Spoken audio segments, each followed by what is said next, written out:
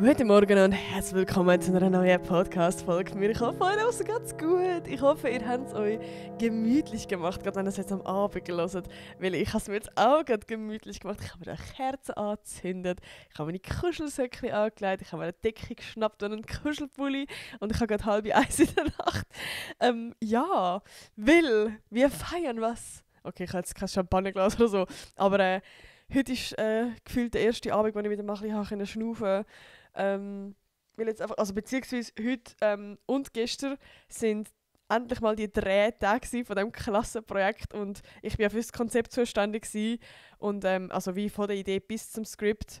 Und ja, weil jetzt, also wir haben bis gestern, bin ich dann bis um 8:30 in der Schule geblieben. Die anderen sind sogar noch länger geblieben, aber ich kann noch Kooperationsfilme schneiden etc. Und dann müssen früher nach Hause. Aber ja, das Skript ist dann irgendwann gestanden und jetzt haben wir alles gefilmt und es ist im Kasten und für den Schnitt sind wir nicht mehr, sind wir nicht mehr eingeteilt. Zum Glück, also das machen jetzt wie andere von der Klasse, weil wir ja von Anfang an eingeteilt haben, wer was macht. Und ich sage euch, ich bin so froh. Alter, ich kann nicht mehr, wirklich die letzten Tage, es tut mir so leid, dass ich jede Woche wieder von meinem fucking Stress erzähle. Ich höre die Podcast-Folge wahrscheinlich zum von eurem Stress von eurem Alltag kommen. Jetzt hören wir rein und jetzt hören wir wieder Sachen, ja. Aber ich hätte sonst gerne auch in den Kommentaren euer Problem und euer Stress, was euch gerade stresst, einfach mal in die Kommentare schreiben. Können wir ein Sharing machen. Ja, nein, also es ist einfach wie... Eben, es war irgendwie so viel jetzt die letzten Tage mit dem Klassenprojekt. Und ich habe wie fast so wirklich nicht viel Zeit gehabt, weil ich ja also für meine Bachelorarbeit, weil ich das ja auch noch nebenbei machen musste. Und halt die anderen von der Klasse haben am Anfang halt wie mehr Zeit gehabt, weil sie ja nichts mit dem Konzept zu tun haben. Und also wenn du wie für Schnitt geteilt bist, dann hast du jetzt einen Stress, aber halt am Anfang nicht. Darum, ja, ich komme auch endlich mal dazu, um ein bisschen für meine Bachelorarbeit, beziehungsweise können. Ja, ich bin gerade irgendwie auch am Punkt gemerkt, Alter, ich mag nicht, ich muss jetzt euch das transparent sagen, das spricht auch niemand aus, aber ich mag gerade nicht, Alter. Ich liebe gerade wirklich mein Thema, wo ich mich jetzt dafür entschieden habe, für meine Bachelorarbeit. Kann ich euch da eigentlich auch noch ein Update geben? Ich glaube, ich kann noch gar kein Update geben. Ich glaube, ja, vielleicht kann ich es nachher auch noch machen. Aber ich merke so, ich liebe das Thema, ich finde es super, ich bin mega happy und in dem Sinne freue ich mich schon. Aber ich mag gerade einfach nicht mehr. Ich bin gerade die ganze Zeit so, wir haben immer so wieder Zwischenabgaben, wo wir irgendwie das Konzept abgeben oder Fragen beantworten oder Feedback annehmen. Und ich merke gerade, ich bin wie in dem Ding von, okay, ich mache das, ich komme Feedback über, ich tue das Feedback anpassen und wenn ich es dann wieder abgegeben habe, dann fühlt es sich so an, als hätte ich jetzt alles erledigt. Also ich komme irgendwie auch nicht so wirklich so in das Machen rein, einfach weil ich gerade mit meinem Kopf so nicht bei der Bachelorarbeit irgendwie bin. Also es ist für mich so unrealistisch, dass das jetzt schon so mit drin eigentlich so, also dass es jetzt schon angefangen hat und dass ich jetzt eigentlich schon so irgendwie so ein riesen Projekt mache, ich weiß nicht. Genau. Plus kommt ja noch dazu, dass ich nächste Woche, also übernächste Woche zügig einfach, what the fuck? Oh mein Gott, ist das... Ich muss jetzt gerade überlegen. Also nächste Woche kommt noch eine Podcast-Folge in dieser Wohnung.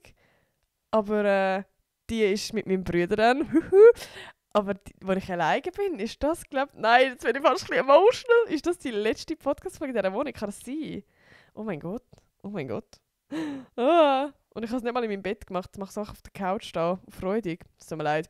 Aber ja, nein, ich habe gedacht, dass ich einfach jetzt mal in dieser Podcast-Folge so ein bisschen drauf loslabere, weil ich habe heute Nachmittag schon eine Podcast-Folge mit meinem Bruder aufgenommen und dort haben wir recht, das ist eine coole Folge, also wir haben, ich sage es jetzt auch schnell, wir haben Fragen beantwortet von ChatGPT und so, also es sind so tiefgründige Fragen gewesen, weißt du, so geschwisterte Fragen und es ist so spannend gewesen, weil also wie, keine Ahnung, ich weiss nicht, wie ihr mit euren Geschwistern sind, aber ich habe jetzt mit meinem Bruder nie so einen Deep Talk mal, oder wenn man mal so Fragen beantwortet, so ja, was denkst du über das und das, was ich mache, oder keine Ahnung, irgendwas, also es ist hure spannend gewesen, also es ist eigentlich eine Therapiesession von mir und meinem Bruder, also ich will das nicht übertreiben, so gewesen. Ja, darum seid gespannt. Und ich hätte gedacht, einfach so als Ausgleich wird diese Podcast-Folge jetzt mehr eben einfach so ein bisschen random, spontan. Ich habe jetzt auch gar nicht so viel... Also ich habe mir überlegt, was ich machen will, aber ich habe jetzt nicht irgendwie mega stark Notizen gemacht, was ich jetzt genau irgendwie chronologisch will sagen, sondern ich laufe jetzt auch mal ein bisschen drauf los. Ja, also es ist viel passiert und es wird auch noch viel passieren. Ich weiss jetzt gar nicht, wo ich genau anfangen soll. Ich glaube, ich fange jetzt eben am besten mal bei der Bachelorarbeit an.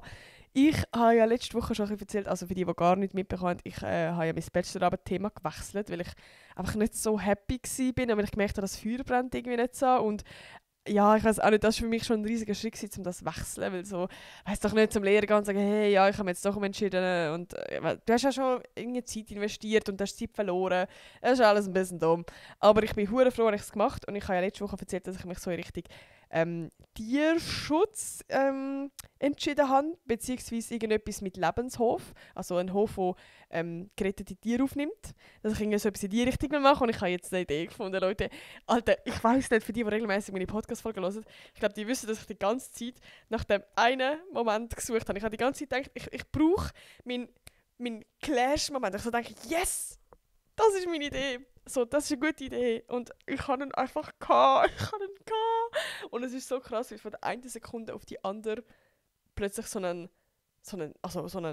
Fluss gekommen ist von, oh mein Gott, kann ich ja das Video machen und das und das. Also es ist einfach, hat sich etwas aktiviert in meinem Hirn. Finally. Genau, und ja. Ich würde sagen, ich sage jetzt einfach einen Satz, der die Idee beschreibt. Und ich glaube, ich gehe gar nicht näher ins Detail, weil ihr werdet es ja sehen, irgendwann das Video. Ich poste es dann auf dem YouTube-Kanal. Im Juni irgendwann, also es wird noch lang gehen. Aber ja, sind ihr ready? Ja, jetzt habe ich gerade ein bisschen Angst. Und zwar, ich versuche, ein Nutztier zu retten. Boom! Versteht man das? Ich glaube schon, oder? Ja, also das ist meine Idee. Mehr sage ich nicht. Es wird spannend, es wird crazy, es wird emotional. Aber ich freue mich auch. Ich freue mich mega fest. Und ich glaube, das ist so eine Idee, wo ich merke, ich brenne dafür. Und, also irgendwie persönlich, aber auch so fürs Video. Es ist wie, ja, mega schön. Genau. Und ich bin gespannt, wie schwierig das wird und wie das wird. Und eben, was das mit mir macht. Ja. Darum, genau, das ist das. Und es war schon mal ein kleines Erfolgserlebnis von dieser Woche. Ja. Oh, ich merke gerade, ich habe ja gar nicht überlegt, was das Lustigste von euch. Ich habe nicht mal einen Kommentar rausgesucht von euch. Das ist ein bisschen traurig eigentlich. Ich muss gar nicht überlegen, was ist das Lustigste von der Woche war. Es war alles irgendwie so ein bisschen stressig gewesen. Aber es gibt etwas, was ich nachher unbedingt noch erzählen will. Das ist für mich, es ist nicht mal das Lustigste von der Woche, aber es ist für mich ein Highlight gewesen. Es ist für mich ein emotional Highlight gewesen. Ich finde, wir können eigentlich in dieser Woche ändern wir so ein bisschen. Scheiß auf das Lustigste heute. Also oder? Es ist, ja, ich habe jetzt gerade gesucht, ob irgendwie bei diesem Highlight irgendwie etwas Lustiges passiert ist. Aber weißt du was, ich will jetzt ganz schnell einfach mal noch einen Kommentar raussuchen. Das bin ich auch schuldig. Aber weißt du, ich schaue jetzt gerade schnell einfach spontan. Oh, der ist doch gerade süß, von der Jasmine. Hoi, ich liebe den Podcast immer noch so sehr. Ich habe vor über einem Jahr auch einen Kommentar geschrieben, dass deine Stimme mega beruhigend ist und dass ich dich liebe. Könntest du vielleicht mal meinen Kommentar in deinem Podcast erwähnen oder vorlesen? Würde mich auch freuen. Ich wünsche mir das von ganzem Herzen. Bitte liebe Grüße, Jasmin. Ja klar, das können wir doch machen. Und Alter, wie cute! Ich finde das so lustig. Ich komme das noch mega oft jetzt hören über, dass meine Stimme beruhigend ist. Das finde ich noch crazy, weil ich sehe jetzt meine Stimme selber so gar nicht als beruhigend. Und ich habe das Gefühl, im Podcast bin ich so Aber ja, freut mich. Das schreiben damals auch so ein paar so, hey, ja, sie brauchen meinen Podcast zum Einschlafen. Und ich so, ja, let's go. Ja, finde ich geil, finde ich sehr nice. Ja, sich schon anfangen mit meiner Story, ich glaube schon. Weil, oh Leute, ich bin so emotional. Nein, vielleicht wieder meine Tage überall. Heute bin ich wieder ein Biest gewesen. Ich bin gerade wieder emotional, wirklich. Ich sage euch, ja. Also, ich fange jetzt mal an mit meiner Story. Und zwar, ich weiß jetzt gar nicht, wie ich anfangen soll.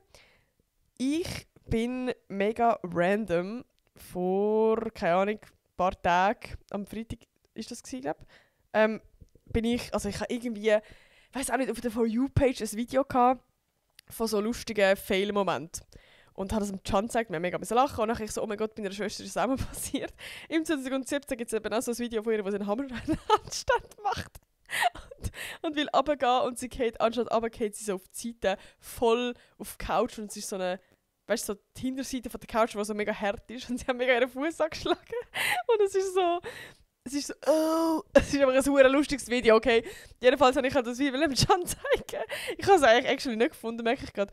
Ich muss es noch suchen, das ist ja super lustig. Vielleicht kann ich das sogar auf Insta dann posten, wenn ihr es sehen. Das ist so ein hilarious Video, Alter. Das war eben irgendwann im 2017 gewesen, also schon super lange her, aber ich liebe das Video.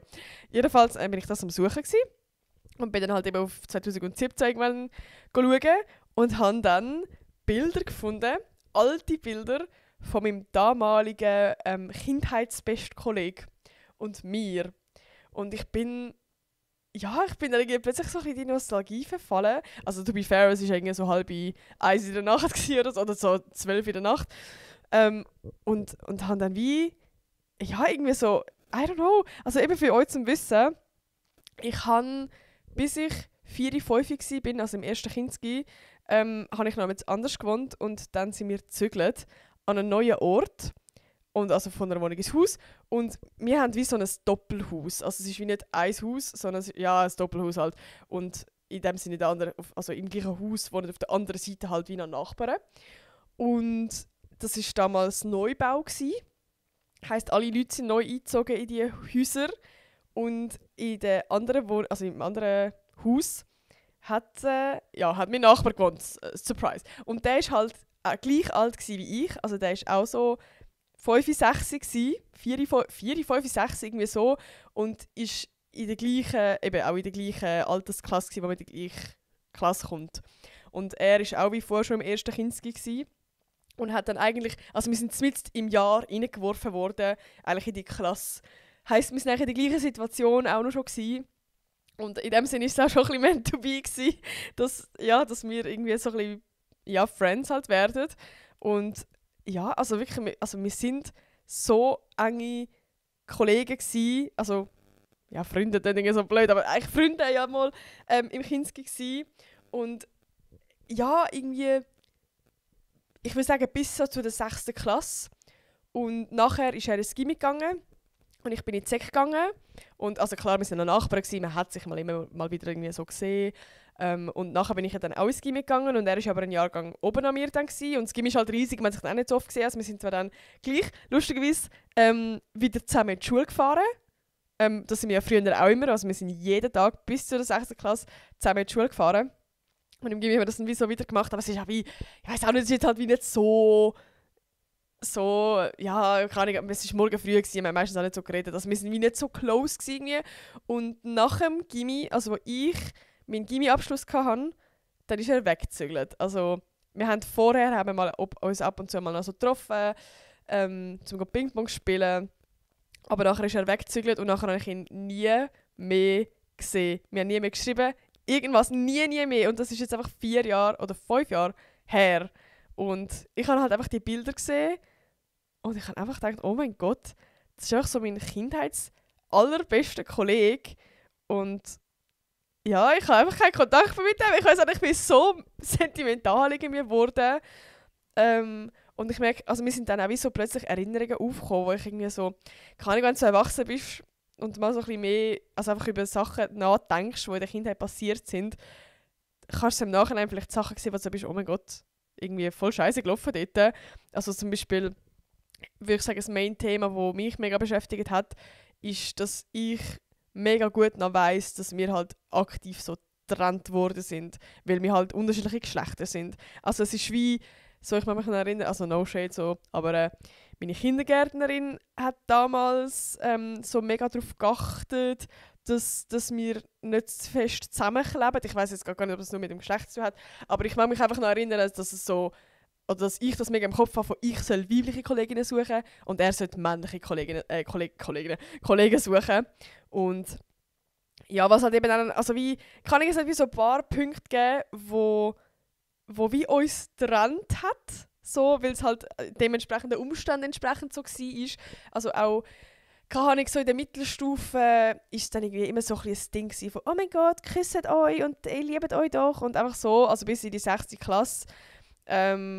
Und ja, gerade auch in der Mittelstufe, also 4. bis 6. Klasse, ist das halt eben auch so mega peinlich gewesen. Also dort sind wir mega nur Mädchen untereinander und nur Buben untereinander, dass wir fast nichts so zusammen richtig gemacht, weil es so einfach so die Time war. Und also wie eben gerade bis zur 6. Klasse haben wir privat schon viel zusammen gemacht, aber halt in der Schule nicht. Einfach weil das so peinlich war oder weil man es nicht gemacht hat. Und ja, ich weiß nicht, es hat wie einfach so mega viele Sachen gegeben, wo die Umstände irgendwie uns teilweise so ein bisschen getrennt haben. Aber eben gerade das im Kinski, muss ich sagen, ist mir hure geblieben, dass wir so aktiv getrennt worden sind, um so Freunde zu finden, wie unser Geschlecht sind sozusagen. Und irgendwie ist es so lustig, haben wir das ja wieder auch gefunden in dieser Klasse. Also ich habe weibliche Friends gefunden, er hat männliche Friends gefunden. Und es ist halt bei beiden scheiße geendet. Also er ist unter den Jungs nachher gemobbt worden und ich bin nachher unter den Girls gemobbt worden. Er ist in der 5. Klasse, ich in der 6. Klasse. Und ja, ich habe das nur halb noch so im Kopf, also jetzt gerade seine Situation. Weil eben, man ist gar nicht so... Ich kann mich nur an eine Situation erinnern, wo ich mal zu ihm gegangen bin, heulen und er war ein bisschen überfordert. Aber es ist halt auch ein bisschen im Alter, also wie, ja, genau. Ja, jedenfalls, lange Rede, kurzer Sinn, wir haben wie einfach keinen Kontakt mehr gehabt, so null. Und ich bin irgendwie so sentimental in meinem Bett gesessen und ich habe mir einfach so gedacht, das ist so sad, wir haben einfach nichts mehr miteinander zu tun. Wir werden uns wahrscheinlich auch nie mehr sehen, wenn, also... Weil eben, er ist umgezogen und wir haben ja in dem Sinne, blöd gesagt, sonst nichts mehr, was uns verbindet, wo man sich irgendwie wieder sehen könnte oder so. Also klar, unsere Eltern haben so noch ein bisschen Kontakt und sehen sich so vielleicht einmal alle halb Jahr, aber also ja, so. Und ja, dann habe ich einfach so um 12:30 in der Nacht irgendwie die Eier in die Hand genommen und habe ihm so die Bilder geschickt und so einfach so, haha, so, ich habe gerade die Bilder gefunden, mäßig geschrieben und das war irgendwie schon noch für mich so eine Hürde gewesen, einfach weil ich nicht gewusst habe, wie das jetzt bei ihm ankommt, ob das irgendwie mega weird ist oder I don't know, ich kann es wieder einschätzen. Und er hat dann direkt geantwortet, mega herzig und ist irgendwie voll drauf eingegangen und wir haben dann so angefangen, so den typischen Smalltalk zu führen, so, was machst du gerade im Leben? Ich habe so keine Ahnung gehabt. Ich habe ja nicht gewusst, ich habe das Gymi abgeschlossen, ich weiß nicht, was er jetzt macht und er bei mir eigentlich auch nicht wirklich und dann haben wir zuerst mal so Smalltalk geführt und dann haben wir immer weiter und weiter geschrieben und sind beide so ein bisschen nostalgisch geworden und er hat dann eben auch so ein bisschen gesagt, dass er gerade mega verwundert war, dass ich ihm jetzt geschrieben habe. Und ich habe dann aber ehrlich gesagt, so, ja, ich bin gerade so ein bisschen nostalgisch geworden, dass wir eigentlich so die ganze Kindheit Best Friends waren und jetzt haben wir einfach keinen Kontakt mehr. Und dass mich das irgendwie sad macht. Und er hat dann einfach so geschrieben, ja, das heisst eigentlich, wenn wir das ändern. Und ich war gerade so, oh mein Gott! Ja, ich weiß auch nicht, es ist wie so ein Kreis gewesen, was sich irgendwie so geschlossen hat. Einfach wie so, also nicht ein Kreis, was sich geschlossen hat, aber es ist einfach wie so, ja, einfach ein Stück von der Kindheit irgendwie so ein bisschen zurückbekommen. Und einfach, es war wie schön gewesen, dass ich so das Nostalgie und das Sentimentale, das traurige Gefühl hatte. Und ich bin wie nicht an eine Wand gestoßen, sondern er hat das wie, ich habe ihm wie angemerkt, dass er das Bedürfnis wie auch hat, so dass je nachdem, der Kontakt mit mir oder whatever. Und das war wie schön gewesen. Und dann haben wir eben so ein bisschen, also wir sind ja eben dann irgendwann in der Nacht um 2 oder so am Schreiben gewesen. So, ja, wann hast du Zeit und keine Ahnung was. Und ich so, ja, ich habe eigentlich gerade viel Stress und so. Und dann sage ich halt auch so, ja, hast du morgen Zeit? Und er so, ja, fix. Und nachher haben wir uns literally einfach auf den nächsten Tag getroffen. Und ich weiss, ich kann jetzt gar nicht einschätzen, wie das für euch gerade tönt, ob das jetzt gerade so, ja, easy. Weil für mich ist das schon so ein Ding gewesen. Alter, ich habe seit 4-5 Jahren keinen Kontakt mehr zu ihm. Ich weiss nicht mal, wie er aussieht, ich weiss nichts mehr. So, wo wir uns das letzte Mal gesehen haben, sind wir gefühlt noch Kind gewesen. Und jetzt treffe ich mich einfach so alleine mit ihm. Ich weiss wie nicht, ich habe keine Ahnung, wie das wird sein, ob das mega weird wird sein oder I don't know, was machen wir dann? Und keine Ahnung, also ich bin wie, ja, ich finde es irgendwie crazy, dass ich so irgendwie am 2. Nacht einfach so mich getraut habe, so das zu machen, den Schritt. Und wir haben uns dann am nächsten Tag getroffen, am Bahnhof. Und halt, ich muss euch sagen, ich muss jetzt leider schnell einfach emotional, ich muss meine Emotionen rauslassen. Das war so ein schönes Treffen gewesen. Oh mein Gott. Wir haben uns zuerst mal einfach eben am Bahnhof getroffen und klar, so die ersten 5 Minuten hat man kurz ein bisschen reinkommen. Ich habe jetzt irgendwie so, was mir aufgefallen ist, er war so auf einmal so gross gewesen. Ich habe irgendwie so in Erinnerung, dass wir so gleich gross sind, warum auch immer. Und seine Stimme ist tiefer geworden und hat einen Bart. Also es ist für mich halt einfach wie so, ja. Und dann haben wir eigentlich, ja, also er wohnt ja eben auch nicht mehr daheim und ich wohne auch nicht mehr, also bei uns in unserem alten Dorf, also wir beide nicht mehr. Und darum ist es für uns beide auch so ein bisschen speziell gewesen, dass wir uns halt wie in diesem Dorf getroffen haben. Und das Einzige, was wir eigentlich gemacht haben, ist einfach, wir sind rumgelaufen und in unserem alten Dorf. Und ich glaube, für die mich so ein bisschen verfolgen, die wissen, ich bin ein mega nostalgischer Mensch. Also ich schwebe so mega gerne in der Vergangenheit. Ich lese ja mega oft meine Tagebücher vor und denke über all die Zeiten an und Kindheitssachen und einfach so, ich bin mega nostalgisch. Und es ist so lustig, ich hätte ihm das voll nicht zutraut, aber er ist noch viel schlimmer als ich. Also was heisst schlimmer? Er ist auch noch viel nostalgischer als ich und ich kann das so... Also es war für mich so healing gewesen, weil wir sind durchs alte Schulhaus gelaufen, wir sind unseren Kinski anschauen, wir haben unseren Kinski-Weg gemacht und es hat halt wirklich, wir haben in diesem Dorf, wir haben eigentlich an jedem Ecke haben wir irgendeine Erinnerung, also wirklich nur schon, wo Leute wohnen und einfach so Sachen und wir sind halt einfach im Dorf gelaufen und die ganze Zeit sind wir so gewesen, oh mein Gott, das ist ja das gewesen und weisst noch und ich glaube, was ich vor allem so schön gefunden habe, ist, ich habe wie so ein bisschen, es klingt jetzt mega kitschig, aber ich habe so einen Teil von mir in ihm gefunden, wo ich sonst in niemandem, wo ich kenne, gefunden habe bis jetzt. Also vor allem der Nostalgie-Teil, weil, also weißt, ich habe schon oft mit Leuten, die ich schon lange kenne, irgendwie über nostalgische Momente geredet und so, aber so, ja, also zum Beispiel ich bin ein Mensch, der mich mega gut an Sachen erinnern kann. So einzelne Momente von der Kindheit. Ich rede jetzt nicht von, ja, in der Zähnepause habe ich immer das und das gemacht, sondern wirklich so einzelne, kleine Furzmomente. Also ich mache mich an, ich weiss nicht wieso, ich kann mir so viele Sachen nicht merken, in meinem Alltag oder in meinem Leben, aber so Kindheitserinnerungen habe ich mir so gut abgespeichert. Also es klingt jetzt richtig krank, aber ich kann jeden Geburtstag auswendig von all den Leuten, mit denen ich in der Klasse war. Und es ist einfach so lustig. Er ist auch so.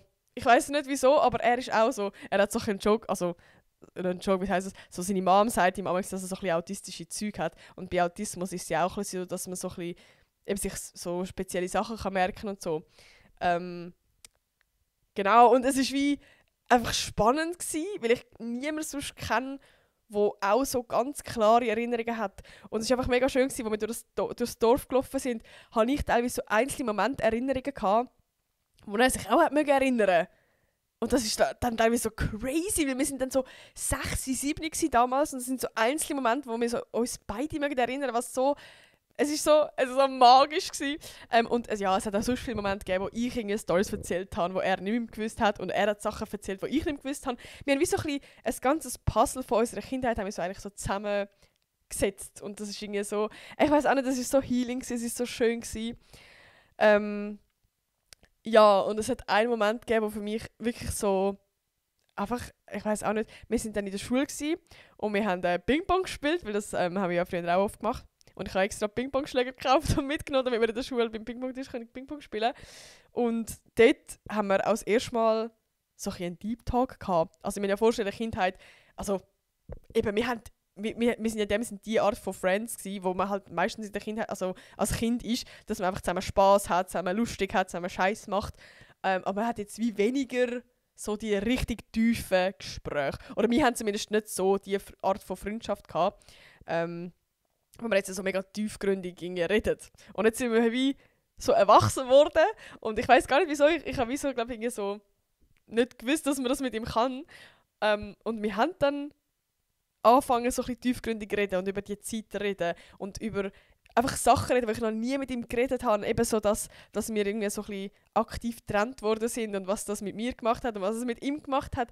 Und auch die Mobbing-Zeit. Und irgendwie eben so für mich war so ein Moment gewesen, wo ich irgendwie fast ein bisschen emotional geworden bin, so, wo im Raum gestanden ist, was wäre eigentlich, wenn wir vielleicht gar nicht so aktiv so getrennt worden wären. Vielleicht, also wie hätte es dann gar nicht gebraucht, dass er irgendwie seine männlichen Friends so aktiv sucht und ich meine weiblichen und dann so das Mobbing entstanden ist, so ein bisschen, also weißt du, so das Ausgrenzen und einfach die scheiß Erlebnisse, die er hat müssen machen, die ich machen musste.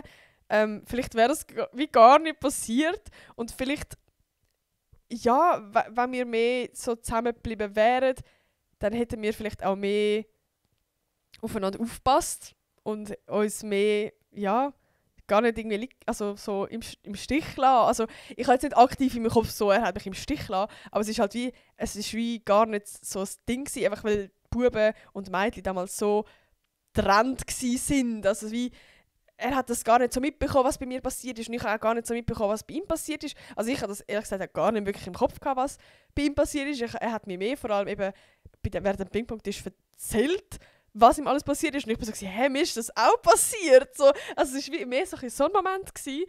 Und eben das ist wie so das Ding von, hä, wieso haben wir uns nicht geholfen? Wieso haben wir das nicht mitbekommen? Wieso haben wir nicht gemacht? Irgendwie, wieso sind wir nicht füreinander da gewesen? Ja, keine Ahnung. Also es war so schön gewesen. Und eben, wir haben auch viel so die Momente geteilt und haben irgendwie wie auch so angefangen, einander zu Fragen zu stellen, so, was ist deine Core-Memory mit mir? Und einfach so, ja, keine Ahnung. Also eben, ich hatte schon vorher Angst gehabt vor dem, also Angst, einfach so ein bisschen, ich habe nicht gewusst, was auf mich zukommt jetzt vor dem Treffen, ob es irgendwie cringe wird, ob man, weil, also keine Ahnung, es ist halt ein Unterschied, wenn du als Kind auf einer Wellenlänge bist und wenn du dann erwachsen bist. Also wir haben uns ja beide mega weiterentwickelt. So, ich bin mega in dieser Social-Media-Welt und er ist mega in dieser anderen Welt. Also es ist wie, wir sind ja in dem Sinne von den Interessen wahrscheinlich mittlerweile so unterschiedlich, einfach vom ganzen Umfeld etc. Wir haben null das gleiche Umfeld, so gar nicht. Und für das ist es wie, ja, hat uns irgendwie gleich noch so etwas mega verbunden. Und eben, also ich finde es einfach so spannend, wie ich so wirklich so den Teil von mir, den ich sonst noch in niemandem irgendwie gefunden habe, so in ihm gesehen habe. Also einfach so ein Stückchen, nicht mal nur Kindheit, sondern einfach so irgendwie, ja, so ein bisschen das gleiche der gleiche Grundboden ist irgendwie halt da. Und das war mega schön gewesen. Ja, darum mein Appell an euch, falls ihr irgendwie Kindheitskollegen habt, wo ihr vielleicht, wenn ihr jetzt gerade die Story hört, auch so denkt, ja, irgendwie mega sad. So, wir haben die ganze Zeit irgendwie sind wir Besties und irgendwann einfach nicht mehr. Also es kommt natürlich auch noch darauf an. Ich würde jetzt schon auch sagen, ich habe, also es ist nicht mega böse gerade, aber ich habe auch Freunde in meinem Leben gehabt, wo ich jetzt keinen Kontakt mehr habe. Aber dort ist das Bedürfnis eigentlich auch gar nicht da. Ich würde jetzt auch sagen, gegenseitig nicht, dass man jetzt den Kontakt wieder auffrischt. Und das ist halt wie so eine Freundschaft, wo ich weiß auch nicht, weil er so einfach umgezogen ist. Es ist wie passiert einfach und auch durch die anderen Einflüsse irgendwie. Also es ist wie nicht passiert, weil mir das sozusagen, ja, ich weiß auch nicht, das ist wie mehr Umständen entsprechend gewesen, habe ich das Gefühl. Eben gerade durch den Umzug irgendwie auch, hat sich so wie gar nicht mehr gegeben. Und wenn du Nachbar warst, weiß auch nicht, dann hat man einmal einander geschrieben, hey, gehen wir raus Ping-Pong spielen oder hey, treffen wir uns auf dem Balkon. Weil wir haben so 2 Balkone, die so wie fast verbunden sind sozusagen. Und früher haben wir uns mega oft geschrieben, hey, kommst du auf den Balkon, mir ist langweilig. So, ja, fix. Dann haben wir einfach auf dem Balkon, er auf seinem, ich auf meinem, am Chillen und miteinander am, keine Ahnung was machen gewesen. Am Hey-Day-Spiel oder so. Ja, dort war es sehr schön und irgendwie, ja, ich fühle mich jetzt wie, ich weiß auch nicht, ich bin so happy zurückgekommen. Es war wirklich mega, mega schön gewesen und irgendwie, eben auch gerade so vertraut. Also es war irgendwie crazy gewesen. Ja, ich bin gespannt, wie das in Zukunft jetzt sein wird. Wir haben schon Jokes gemacht, also bis in 5 Jahren. Aber ja, mal schauen, wie das wird. Ja. Ja, ich bin gespannt, ob ihr irgendwie auch so eine Story habt oder ob ihr jetzt vielleicht auch an eine Person denkt, wo wir so sind, ja, eigentlich schade. Eigentlich würde ich mega gerne dieser Person mal wieder schreiben und die Freundschaft wieder so ein bisschen aufleben, weil wir uns so ein bisschen irgendwie aus den Augen verloren haben, obwohl es gar nicht hätte müssen sein. Genau, und ich glaube, wenn wir uns jetzt getroffen hätten und es wäre jetzt nicht so das gewesen, hätte ich glaube für mich irgendwie auch so ein bisschen können sagen, ja, okay, es ist so, also ich finde, dass es jetzt so gut gelaufen ist auch nicht selbstverständlich eigentlich. Weil eben, wir haben uns halt auseinander gelebt und es ist, also wir sind beide in komplett andere Richtungen. Wir sind 2 komplett unterschiedliche Menschen, wie wir als Kind waren. Genau. Ja, das ist so ein bisschen das. Ja, jetzt habe ich gerade einfach von meiner Seele geredet, aber es ist gut an. Ja, aber ich würde sagen, heute wird es ein bisschen kürzer mit meiner Podcast-Folge, weil ich muss auch schon langsam schlafen. Und ja, morgen, ich freue mich richtig, wenn der Podcast online kommt, dann ist mein Zuschauer-Event von der Premiere von Hallo Betty und ich freue mich richtig auf das, weil ich weiß auch nicht, ich habe mich eigentlich die ganze Zeit, seit ich Social Media mache, immer so ein bisschen davor gesträubt, um jemals grössere Sachen zu planen. Einfach weil ich irgendwie so ein bisschen Respekt davor hatte und auch wie nicht so das Vertrauen hatte, dass das irgendwie im Interesse von euch jetzt ist oder so. Und ich merke, ich habe langsam Lust. Also zum Beispiel schreiben mir auch immer mehr Leute so, sie würden mega gerne einen Live-Podcast von mir sehen. Und Leute, das könnte immer realer werden. Ja, und auch sonst Sachen. Also ich merke, ich habe so ein Feuer gerade, um so Sachen organisieren und planen. Genau, und das ist jetzt wie so eigentlich so das erste kleinere Event, wo ich so alleine, also ja, mit dem Can und einfach sonst im Team so ein bisschen geplant habe. Und zwar eben mit Hallo Betty zusammen. Das ist auch ein Schweizer Film, der jetzt rauskommt. Und sie haben mich eigentlich angeschrieben von hey, also einfach so, der Film kommt raus, hast du Lust, ein Video darüber zu machen? Und ich bin so, hey, Bro, gleich mir etwas auf, Alter. Jetzt machen wir ein fettes Event. Ich kann Zuschauer können das schauen, wir können den ganzen Kinosaal füllen, ich kann das verlosen und einfach so schnell und dann kann ich, also wie, ich habe so gesagt, wow, machen wir ein Event, ich habe verdammt Lust gehabt und jetzt ist das einfach morgen und ich freue mich so fest. Ja, ich habe 22 Leute von euch einladen, inklusive Begleitung, also eigentlich 44 Leute, meine Eltern kommen noch und 3 Kolleginnen von mir kommen noch und der Can kommt noch. Ja, und dann sind wir einfach in einem ganzen Kinosaal, also in einer First Lounge. Oh mein Gott! Und ich habe jetzt auch so ein bisschen bestimmt, dass das Outfit, wie sagen wir, der Dresscode wird so ein bisschen 50er, weil der Film sich auch um die 50er-Zeit handelt. Ja, und ich bin gespannt. Ich muss schauen, was ich jetzt genau anlege. Und ich bin auch so gespannt, wie die anderen Leute kommen. Ob sie auch so ein bisschen 50er angehaucht sind. Weil das wäre, glaube ich, schon so cute, Alter. Ja, darum, ich bin gespannt und ich freue mich dann, zu euch erzählen, wie es gelaufen ist. Und am Freitag gehe ich auf Amsterdam mit der Klasse für eine ganze Woche. Ich freue mich eigentlich, es wird glaube geil, aber ich glaube, es wird ein fettes Programm. Und ich habe gerade einfach mehr Bock nur zum Ferien machen in Amsti. Und wir haben, also es ist schon fettes Programm. Wir haben halt, also irgendwie ist so Filmfest, ich habe mich noch nicht genau informiert, to be honest. Aber wir haben teilweise, glaube ich, am Abend noch so Filmsachen bis um 11 Uhr oder so. Und wir als Klasse haben uns halt alle so ein bisschen vorgestellt, dass wir dann am Abend vielleicht in eine Bar gehen oder... Ich weiß nicht. Ich glaube, wir haben sehr wenig Freizeit. Aber darum gehen wir auch früher. Also offiziell fängt es ja schon am Montag an. Wir gehen jetzt auch schon am Freitag. Darum, ich bin gespannt. Ich freue mich. Und ich hoffe, dass es nachher so ein bisschen chilliger wird. Gut, nachher ist noch zügeln. Und ja, dann hoffe ich, labere ich mal euch wieder ein bisschen weniger von meinen Stressproblemen vor, sondern mehr von Sachen, die mich happy machen. Und wo, ja, ich hoffe, ich habe da wieder ein bisschen mehr Energy für den Podcast. Also ich merke auch, es stresst mich irgendwie, dass ich, ja...